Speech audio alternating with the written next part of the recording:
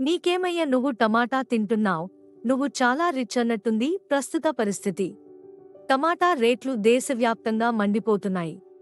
Kilo 150 దాటింది. ఇంకా పెరిగే అవకాశం ఉంది.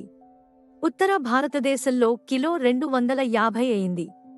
సామాన్యుడు కొనలేని పరిస్థితి ఉంది. కావున టమాటకి బదులు కూరల్లో వీటిని వాడండి. ఉసిరి పొడి టమాటా లాగే కూరలకు పులుపును ఇస్తుంది. టమాటా బదులుగా వంటల్లో చింతపండును వాడొచ్చు. ఇది కూరలకు పులుపుతనం ఇవ్వడంతో పాటు చిక్కగా ఉండేలా చూస్తుంది. వెనిగర్ కూడా టమాటా లాగే పులుపును, మంచి వాసనను ఇస్తుంది. పుల్లని మామిడిని కూడా టమాటాలకు ప్రత్యామ్నాయంగా వాడొచ్చు. కూరలు చిక్కగా కావాలంటే ఫ్రై చేసిన ఉల్లిగడ్డలను టమాటా బదులు వాడొచ్చు. రంగు కోసం టమాటా బదులు బెల్ పెప్పర్ వాడొచ్చు. పెరుగుతున్న టమాటా ధరల ప్రభావం సోషల్ మీడియాలో కూడా కనిపిస్తోంది.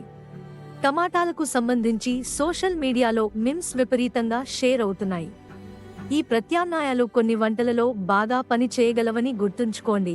టమోటాల రుచి ఖచ్చితంగా మ్యాచ్ కాకపోవచ్చు, కానీ మీ వంటకాల్లో కావలసిన రుచి మరియు రంగు కోసం ఇలా చేయడం మంచి ఆలోచన.